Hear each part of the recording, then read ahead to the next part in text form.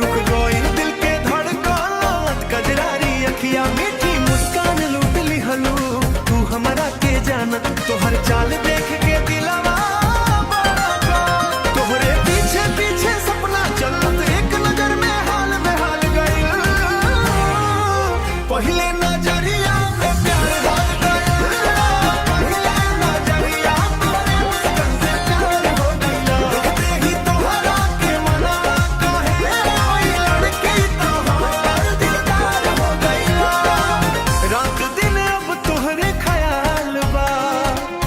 दिल में बसल तोहर सवाल बा, फोनवा में फोटो तोहार देखी,